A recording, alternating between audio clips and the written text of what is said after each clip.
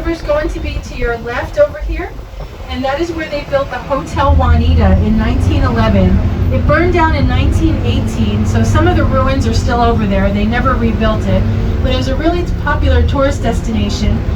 2 railroad platforms serviced it, both Jersey Central and Lehigh Valley Railroad, and a frequent guest there was Mrs. Grover Cleveland. If you wanted to get to the beach area, it's right down through there. You can see a lot of folks out enjoying their bikes and walking today.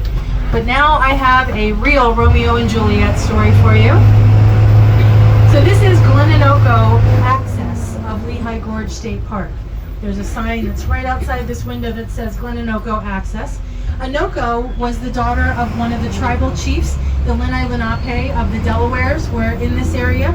She had a boyfriend, she wanted to marry him, daddy didn't like him, he said no. What do you do when you're a teenage girl and daddy says no? What do you do? First you make a TikTok about it, then I'll tell you what she did. Alright, if you want to get your camera ready, we'll go a little slower. We can't stop on the bridge, but we can go a little slower for you to get a great picture of the Turnhole Tunnel. So that's where the railroads would have exited and gone across that trestle. Over the years, people have jumped off that trestle, by the way. Some with good results, some not so good results.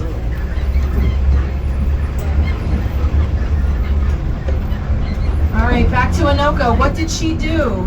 She went over to this side of the river and she climbed to the top.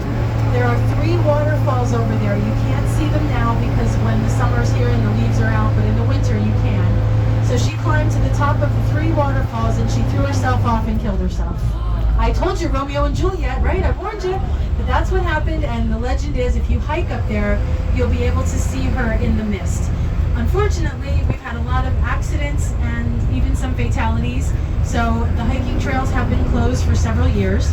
The good news, though, is that this area is set to transfer ownership from one state agency to another.